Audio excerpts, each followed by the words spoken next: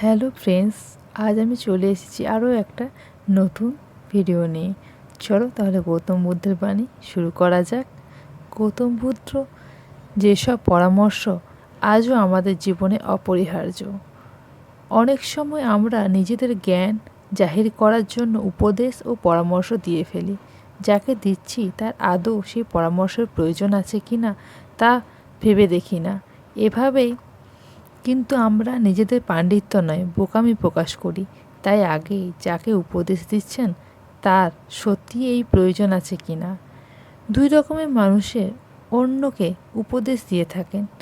এক, যারা অনেক বড় বড় কথা বলেন কিন্তু সামনে থাকা মানুষের মনে সেসব কথা কোনো প্রভাব পড়ে না। আর অন্য ধরন হলো যাদের একটা ছোট্ট কথা সামনের জনের হৃদয়ে আন্দোলিত করতে পারে। তাই অন্যকে জ্ঞান দেওয়ার আগে নিজের কথা মূল্যবান করে তুলুন। নমস্কার।